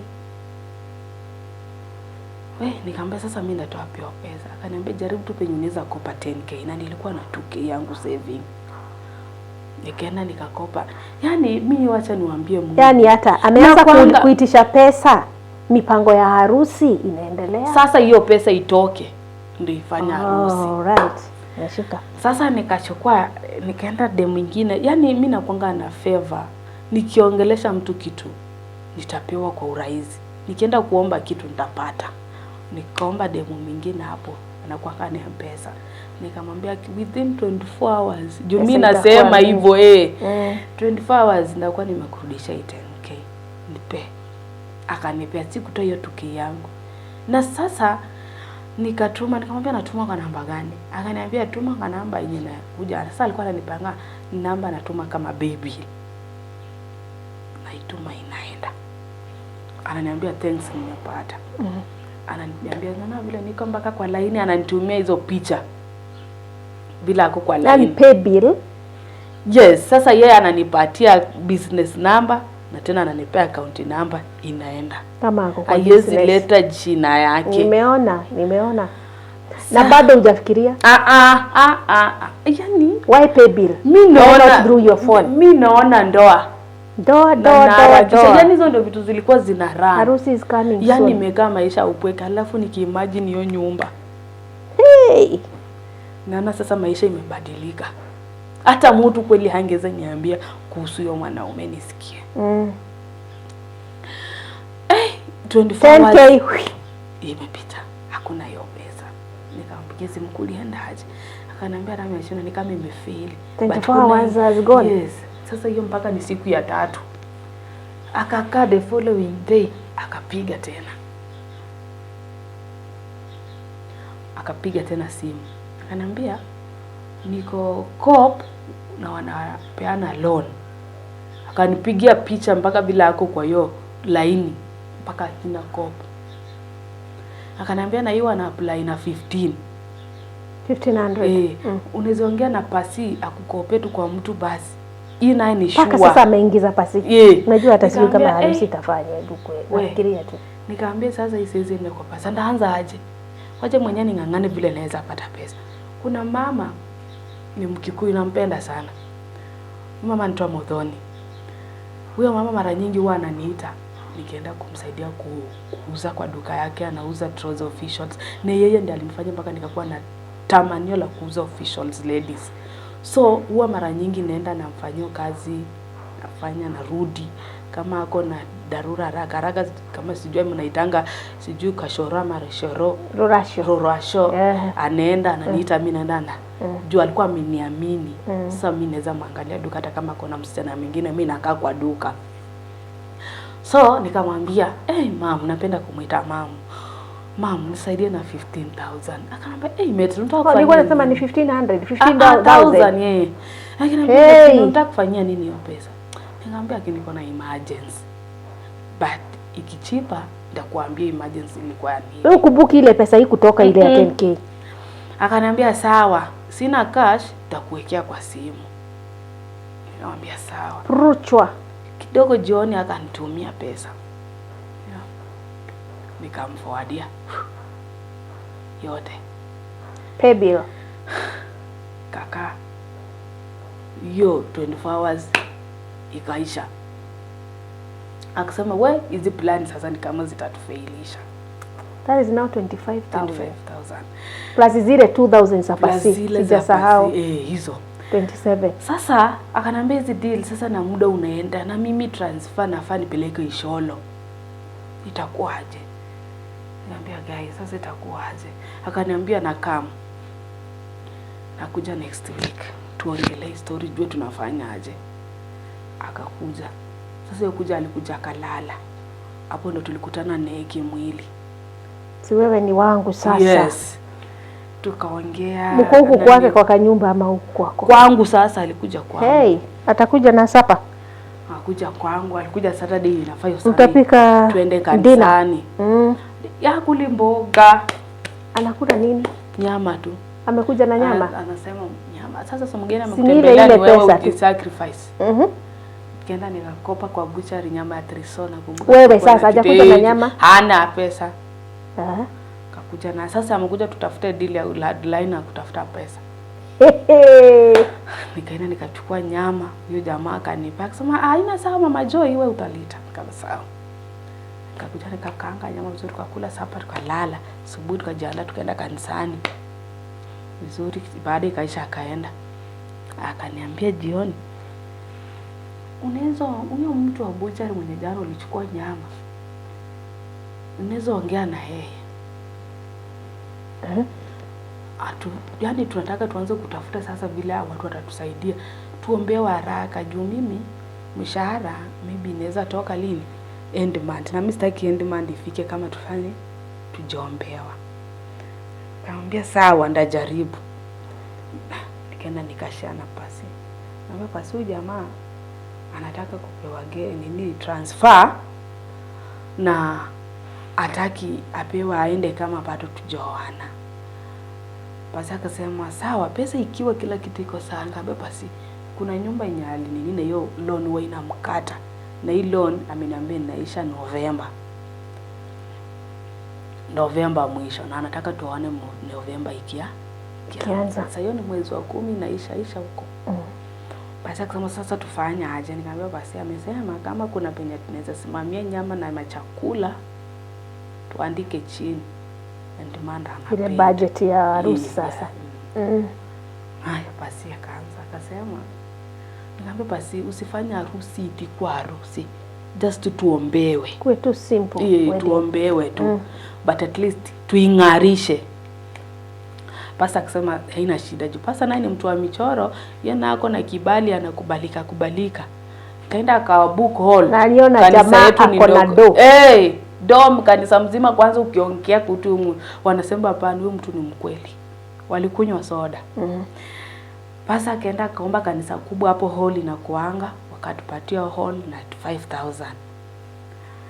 Pasa akaenda kwa mtu wa butcher sasa mwenyewe anajua 20 kg ya nyama. Haya. Hiyo ni pasa anasimamia hall na nyama. Mimi mwenyewe kuna duka mara nyingi nendanga nafanya usafi ndani. Nikaduka kakubwa tu wholesale. Nikaenda kaambia mtu sasa nipatie 50 kg ya rice. Nipatie salad 10 liter. Unipatie tena na mafuta sasa ingine ya kukata ya chapati. Unipatie bantry mifuko 2, nini bantry 2 ya chapo. Anaandika tu chini. Aya, unipatie na hizo vitu ndogo ndogo hizo baking nini. Hizo vitu huyo mtu alinipatia zilikuwa za 86,000. 86,000. Yes. Nilirogota mpaka kila kitu hapo. Hiyo ni 86,000 chakula sasa. Cousins wangu wakajitokeza kupika wenyewe. Kwa sababu sisi wenyewe ndio tutakuwa Metrin anafanya harusi. Nikaenda demu mwingine hapo M-Pesa nikamwambia kinisaidia na 15,000. Ukifanya hiyo yote unamwambia nimepanga kufanya hivi, nitaenda kwa duka nichukue rice, nimefanya nini? Kuna vile hizo vitu Kenya nachukua mimi namtumia. This is the budget. Nimechukua kitu fulani pesa yake ni natuma, ananiambia is okay. Natuma. Sasa hapa nilikuwa natafuta kiatu na ni haye nguo, gown. Sasa natafuta pesa. Nikaenda demo akaniambia sina 15 labda 10. Nikamwambia wewe nipe. Kuna msichana alikuwa amefanyanga harusi, nikasema huyo msichana nguo yake itanitosha. Nikaenda. Nikamwambia Diana, nataka unisaidie nguo yako. Akanipea. Ananiambia Juni wewe ndakupea na 5. Nikamwambia sawa ndio hii. Nikapewa.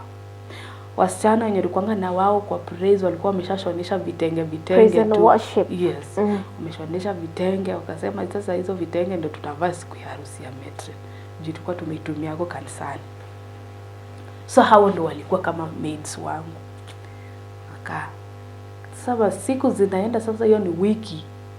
Na hiyo nini nafaa tuifanye hiyo sasa Saturday. Sasa hiyo Thursday ndio nilikuwa nafanya hizo vitu kabisa. Ukichagua gown, nimeona gown. Ndio hiyo kila 5K picha. Natuma mpaka gown yote natuma. Iko sawa. Nikaenda salon. Babe, iko sawa. Nikaenda salon nikatengeneza nywele vizuri, nikatoka hiyo Friday. Sasa nikawa natoka naenda kanisani kupanga vile chakula watu wanapika nini.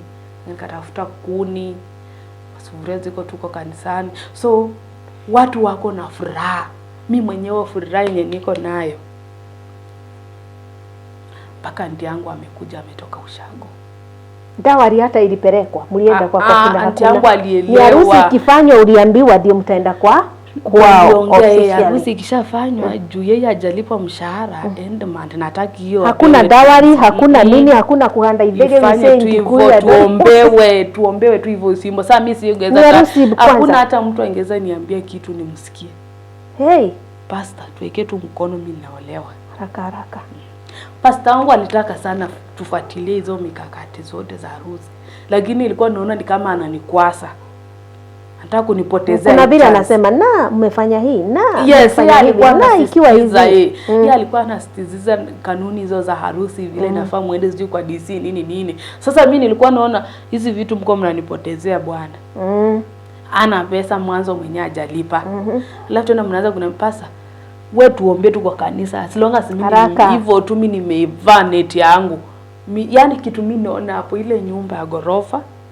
Kwa nini mwanajeshi kwanza ninaolewa na yeye. Na amenikubaliana nioa na watoto wangu wote. Hey, mtu angeza niambia kitu nikubali. Pasa sasa kutaka kunivunja moyo. Mimi nisametaka ndoa. Haya basi. Watu wakajitolea. Ifike Saturday sasa. Akanitumia asubuhi mapema picha. Sasa hii ni Saturday ya harusi. Ya harusi sasa. Akanitumia mapema hiyo Jumana nilala kanisani. Sasa akawa ananitumia kwa WhatsApp nimjagulie nguo ya kuvaa. Nilikuwa babe nichagulie nguo ya kuvaa. Namwambia chukua hiyo fulani. Akasema sawa. Anapiga picha mpaka wanaume atakuja na wao walikuwa wanaume 4. Si hata sina shonangwa na huko mbele. Nini nguo za harusi mnaenda na yeye, kama ni gown mnaenda na yeye. Sasa kuna vile wewe unapanga na anapanga. Hiyo tu ilikuwa hivyo, kila mtu ajitokee tu penye unatokea tuende. Akanipiga picha mpaka hao wanaume alikuwa na wanamkuja naye wanajeshi wenzake. Akaniambia mpaka vile wamehaya gari. Wanakuja nayo. Akasema sawa. Nikajiandaa vizuri, nikatengenezwa vizuri. Makeups in the morning. Nikakaa, ikafika masaa saa 3, saa 4, saa 5. Anasema amongoja gate pass sasa. Sijui gate pass ndio nini. Mimi sasa ukiambiwa tu gate pass. Gate pass ya kupasi kwenda wapi? Si atoke kwa. Wewe uko na wao wanakusimamia harusi. Wasichana. Uko na wasichana wamejiandaa na kila kitu. Sasa haikuwa tu wameshona nilio present worship yangu ndio walisimama na mimi. So yeye pia ametafuta tu kwa wanaume wenzake tuseme watatu.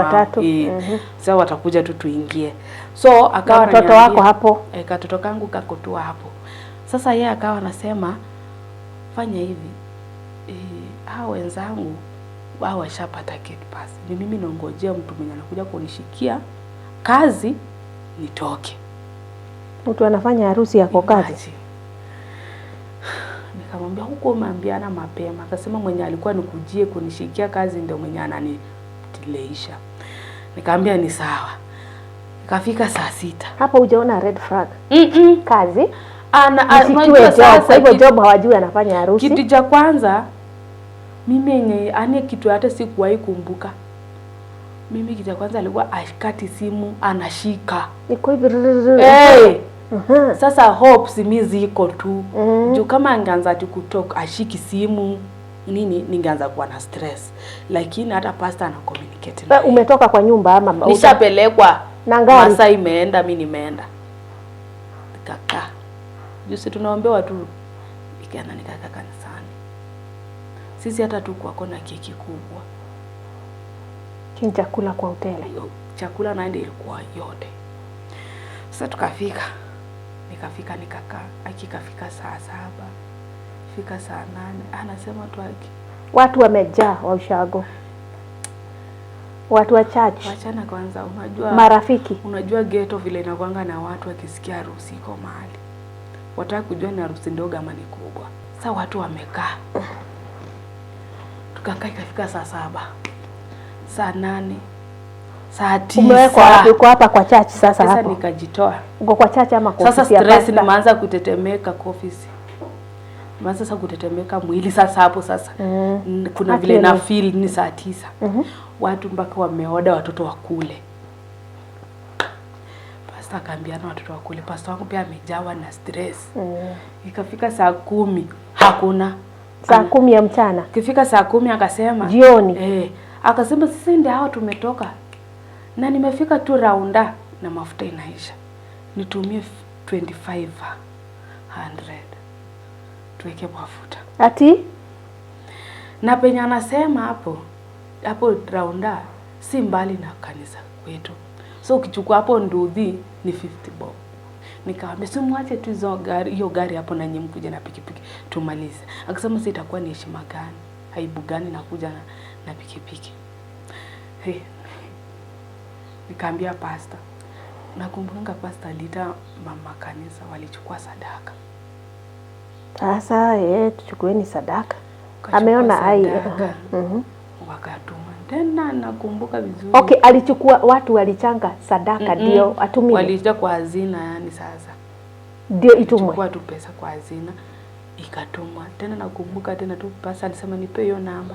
Nikapeana anza na pay bill ni na hii account namba. Naye pastor nipe bill bado haulizi kwa nini nipe bill. Si labda mtu anatumia Airtel wanatuma hivyo. Haya. Ikaenda. Kafika sasa nikajua hapa 10 minutes ndio bihia ashafika. Nikakuwa nao. Bado. Hiyo 5 hakuna. Watu wakakula chakula. Mimi sasa mguu sisimami. Hata pastor sasa anakuambia nini? Natetemeka.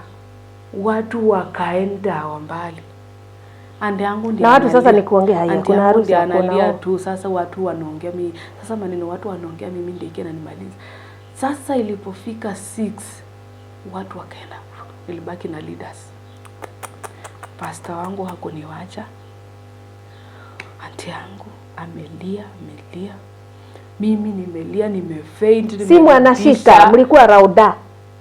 Hadi bebu usikuwe na wasiwasi hata kama ni saa 2. Tunaombewa tu kama tumetoka. Yaani alikuwa ananipea hopes. Lakini ilipofika hiyo saa 1 kitu nilianza kulia. Sio ni giza sasa. Kitu nilianza kulia ni madeni. Sasa umeona hii kuifanyike na nimekoniwa. Hapo sasa ndio ama ulifikiria aje? Sasa kitu ilianza sasa wakati hapo ninajiita mkutano iwaje. Na huyu mtu by the way. Kwa nini mamake amekuja hii harusi? Sasa nikaanza mamake pressure ilikuwa juu. Hakukuja. Nikaanza kujiita mkutano. Kwa nini nilikuwa natumanga na Airtel? Huyu mtu sijaipata namba yake ya Safaricom. Na alikuwa akinionyeshanga kadi yao kitambulisho yao ya jeshi. Ati wao kwa wengine na ID. So kupata line ya Safaricom ni ngumu. Nikasema maybe hiyo ndio inafanya. Na huyu mtu sasa kama hakuja anasema hata kama ni saa 3. Na asipokuja mimi hizi madeni. Ndaanzia wapi? Basi anampigia simu. Na waacha hivyo. I'm pregnant 2 months. Sijashare na mtu. Haya. Sasa mimi hapo mwenyewe ndio najiita mama mkutano. Mimba. Pasi hajui. Mimba, madeni, watoto. Aibu. Aibu kwanza. Barabara yenye napita nikienda kwangu ndio watu wa madeni. Hii duka iko junction tu yenye uwezi turn. Butcher ni hapo. Ilipofika 2:00 alienda off. Blocked. Pastor akapeana mpaka namba kwa viongozi, kila mtu apige hiyo namba. Ilikataa. Hey. Hey. As I talk to you now, vile hiyo simu ilienda hivyo mpaka leo. Jamshika kwa simu tena. Nilirudi Facebook, Blocked. Hakuna hiyo account namba hiyo yenyewe. WhatsApp haifanyi. Mama yake ingi. Hey, sinaenda huko kwa mama yake huko alienda alisema ni wapi. Kwenye mlienda barabara. Simekwambia kwa barabara kwa hoteli. Pastor yangu hata ndaligaramika fare yangu akarudi nyumbani. Kwenye alikuwa anaishi.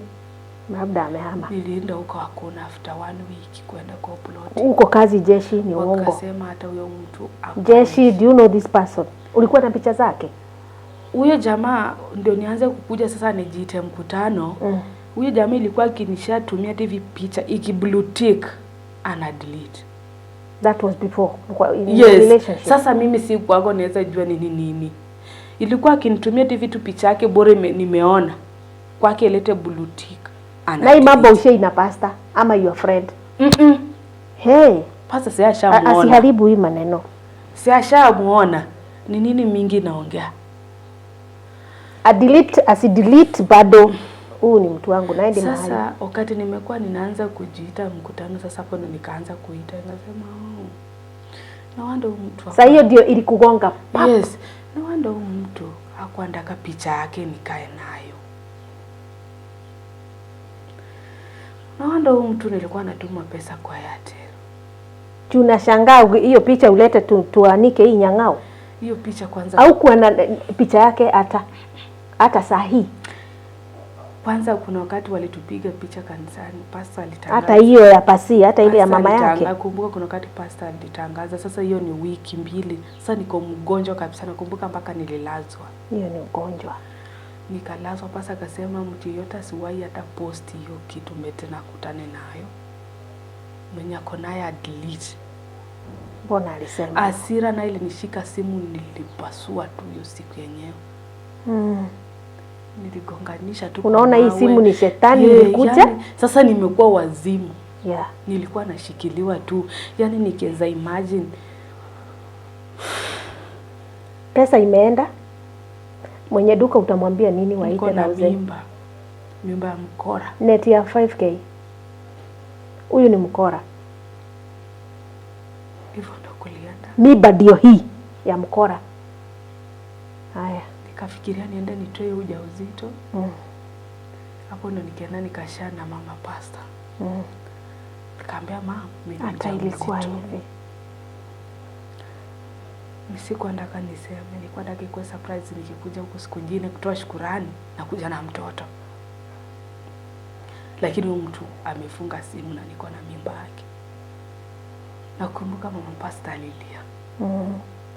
Kenya alikuwa analia, alikuwa ananihurumia, ndajua ni kufanya kazi nilipe madeni. Wakati andi yangu alipeleka information nyumbani, waliweka mtoto wangu kwa gari. Kijana. Yule anti wako sasa, hakuna harusi, hakuna gorofa, hakuna bwana. Wakanisukumia mzigo tena. Kijana wangu inafaa aende grade 6. Sina pesa. Hii ni mwaka gani that we are talking about? Last year. You are talking of last year, 2024? 24. Which month? Ilikuwa mwezi wa 2023 November. 2023. November hiyo kitu happen. So it's almost a year yes. plus. Tukakaa.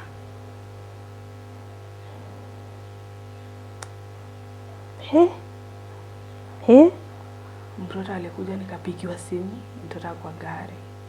Sasa ni uende utoe ile neti utupe uchome ama walinisaidia, mama wa kanisa walinisaidia nikatoa. Hata wenyewe walinisaidia kurudisha, maana sikuwa mtu. Wana imagine sasa ni rent,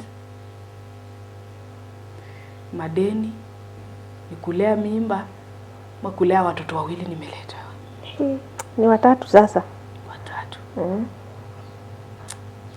But nilifikiria atarudi na kwa irudi. Mpaka leo hii. Nilikaa na mimba, naenda kibarua, nalipako penye deni naona naweza lipa. Lakini kuna wakati nilifika mpaka sasa mimba ilikuwa kubwa, hakuna penye naenda kibarua. Kwa bidii sana fungiwa nyumba na watoto. Kijana akwenda shule. Sasa kijana first born ako how old? Isi kulisukumiwa watoto wako yako na how old? Hapo alikuwa anaenda shule. Sasa hata hiyo tukumtafutia shule ni ngumu sasa. Pastor wangu alisimama bado. Kuna shule kapo private anajuana na huyo principal. Aliongea kanilipia registration na nusu ya fee.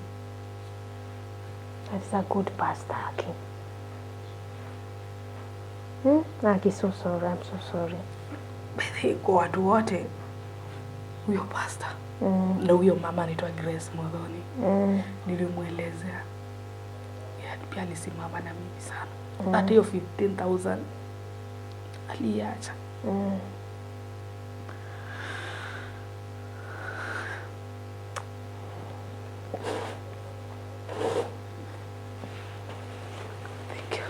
God. Anyway, hii mambo ilifanyika hii Nairobi. Nairobi tu, Kibera tu hapo. Na huyu si mtu ati mmepatana online na hujamuona amekuja. Ukamuona ni huyu.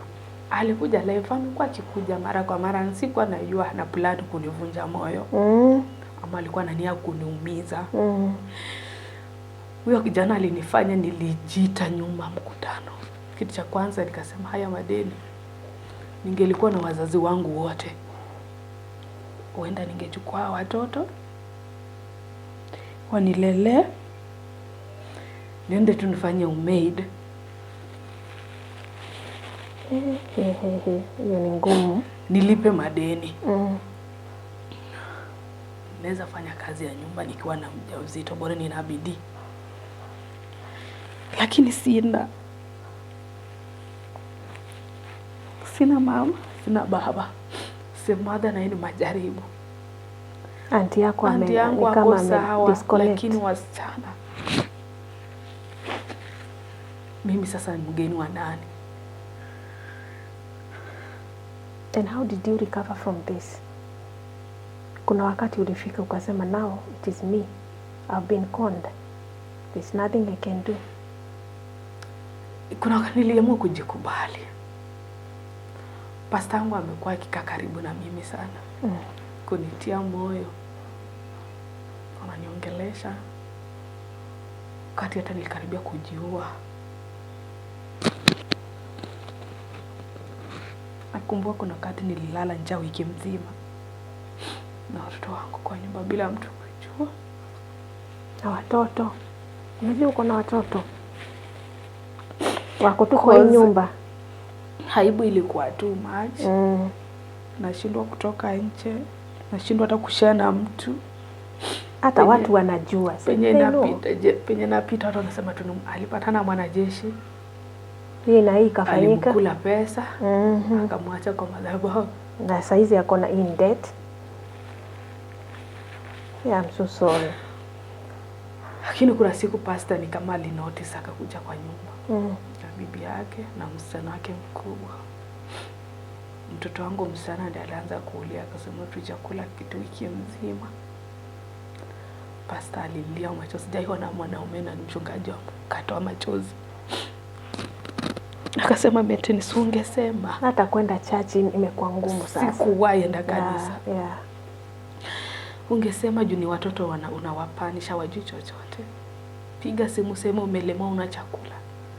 Ona hali yenye uko. Sasa ni mimba miezi 8. Iko huko sasa. Tenda wapi kazi uandike. Nyumba sasa hiyo ni miezi karibu 4 yote sijalipa. Watu wa madeni wananikimbiza mbio. So imekuwa tu pasa anapiga chakula, anapiga simu, natuma kijana anaenda analeta, tunashare tunakula. Hadi mpaka siku ya kujifungua sikuwa na namna. Nilipigia huyo Mom Grace. Nakumbuka yeye ndiye alishughulika hospitali. Na mapasta akaninunulia baby blanket. Na sasa katokenye kwanza napata ni kavulana. Ui.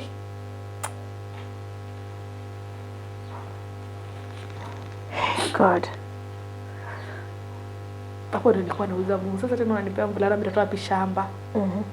Umezaa sasa, ukazaa mtoto sasa. Sasa hapo niko hospitali sasa naongea. Baba yake ni yeye alienda, hata sijua kwa.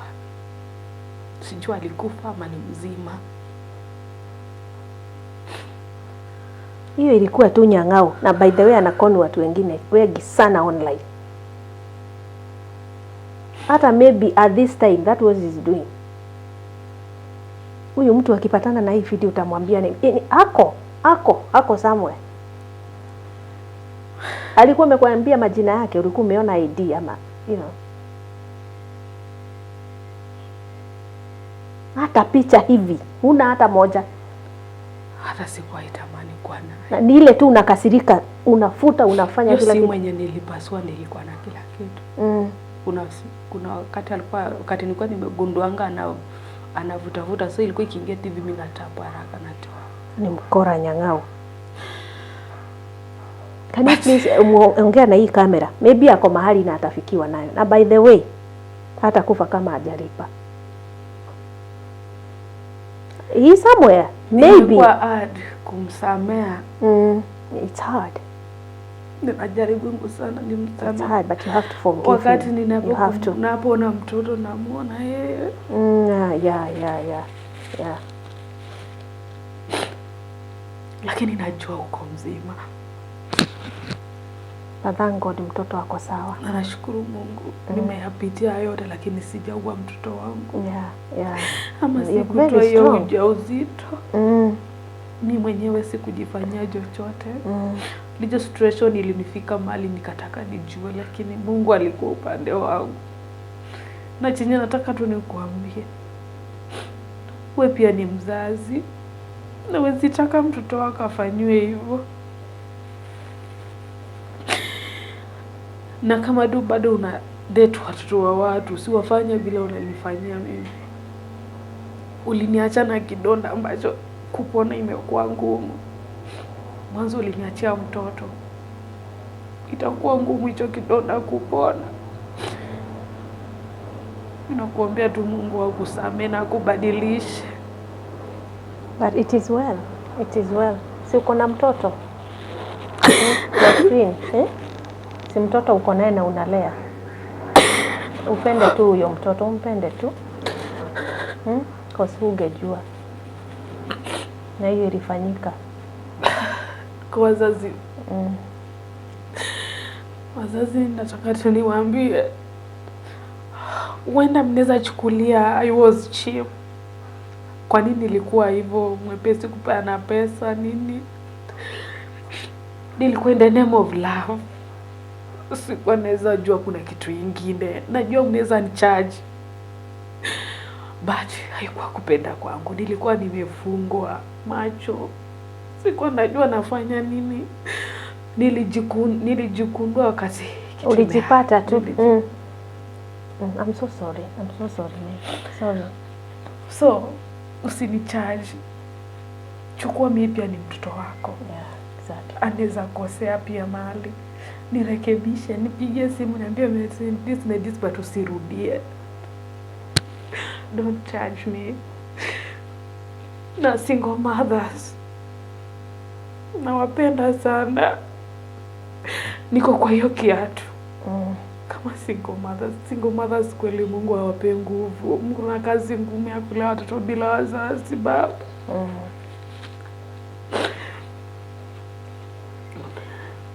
Nawaombea Mwenyezi Mungu awape nguvu mlea watoto wenu.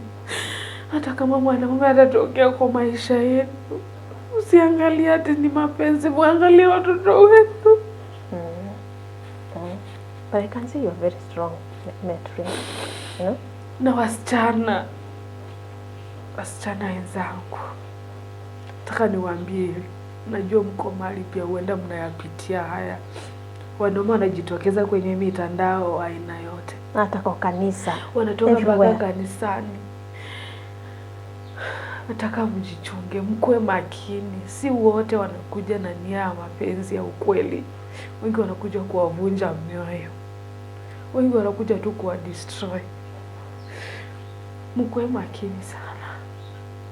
Wengi wamekuja na majina ya kujiita wanajeshi, wanaharibia hata wanajeshi wenyewe majina na si wanajeshi. Naomba mkue makini. Nawapenda sana dada zangu. Na ukipata red flag, ukiona tu ka red flag hivi, don't ignore. It is painful. It is a very, very painful story. But you have to carry on. Mayatima. You have to strengthen yourself. Najua pia madada zangu ambao mamangu aliwaacha. Nawapenda sana. Najua mnapitia mayatima, kukosa mama, kukosa baba. Ni ngumu. Maisha ni ngumu. Sina vile naweza wasaidia wadogo wangu. Maisha mimi mwenyewe ya shida kweli. It's okay, Medre. It's okay. It's okay. Najua kuna siku Mungu atakumbuka. Ni sawa. Saa ingine maisha inakuanga ngumu wezangu. Na hiyo ndio maisha ya Metri. Hiyo ndio amepitia. But we thank God that watoto bado wako sawa. Uko na watoto sahi, unaishi na watoto? Yes, naishi na wao wote. Watoto wanasoma. Hii madeni ilifika wapi? Madeni niling'ang'ana, nilikuwa na 148,000.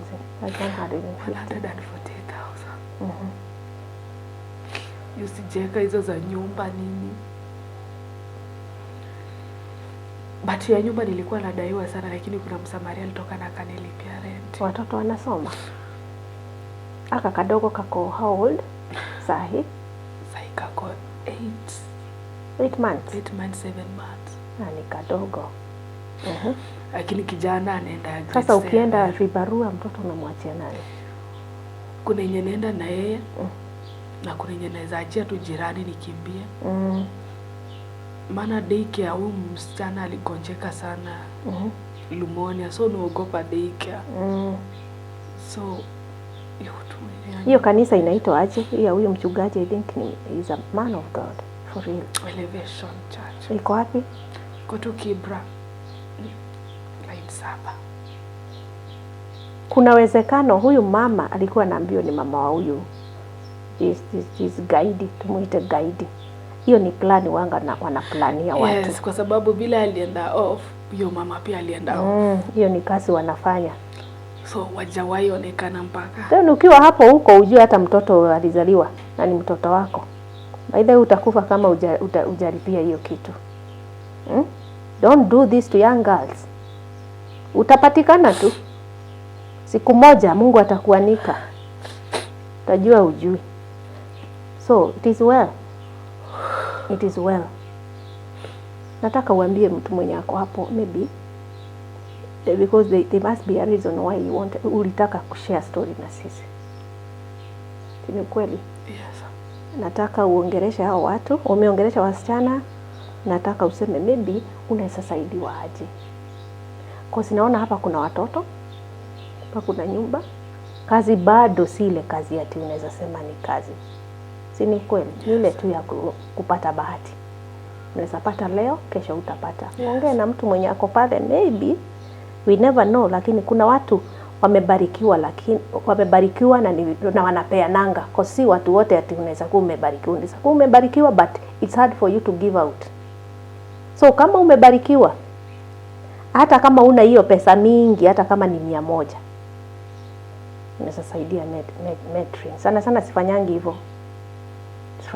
But hii itabidi. Ebu na ule mtego. And by the way, umefungua watu wengi sana macho. Asante. Ungetaka usaidiwe vipi na watazamaji wetu? Kwa kweli vile nikaa hapa, hayo madeni bado yananisumbua. Na hali yenye mtoto wangu ako ni mdogo, siwezi sema ninaweza enda nifanye kazi yenye nitakaa mpaka jioni kabisa. Tamanio la moyo wangu, ningeomba kama unaweza tu nisaidie nilipe hayo madeni au nipate kazi yangu. At least nikikuwa na kazi yangu itanisaidia nilipe rent, itanisaidia nisomesha watoto ndani, itanisaidia mwenyewe na kula. Ninaomba tu hiyo kidogo yenye utakuwa nayo kinisupport. Deni at least aibu iniondokee. Watoto ni wangu na siwezi kataa ati juu hiyo alinifanyia ile sitalea. Naomba tu Mungu anipe uzima, nitalea watoto na watasoma. Hilo tu mnipunguzie hilo deni na nipate kazi. At least hata nikipata tu hata kibanda, mimi nitashukuru Mwenyezi Mungu na nitawaombea Mungu awabariki zaidi. Na kama ni kazi ya kuajiliwa kimwezi, ni kazi kama gani unaweza fanya? Na najua uko na watoto. So yes, kuna kazi yenye maybe inaweza kulipa vizuri that you know that you are capable of doing. Mostly napenda kuuza tu nguo. Na hii hata ya kushona, maybe ukipata kazi ya kushona? Hiyo kushona kwa sasa sitaki kwa sababu kifua na hiyo machine stima kuna vile imeanza kunisumbua. So hiyo hapana, maybe tu kuajiriwa hivyo tu. Tingine. Kama uko na kazi mzuri, hata kazi ya nyumba, watu wenye wanaishi Runda na hizi nyumba kubwa, kindly consider this lady, consider. Namba yako? Maybe unaweza taka kuniongelesha some advice. Labda uko na msaada wote unataka kunipa. Namba yangu ya simu ni 0797953116. 0797953116. Jina ni Metrin Nanjala Macheso. Mungu wa amani awabariki zaidi. Na hapo ndipo tumefika kipindi chetu cha siku ya leo. Consider subscribing, share our videos and like to us a comment. We are out. God bless you.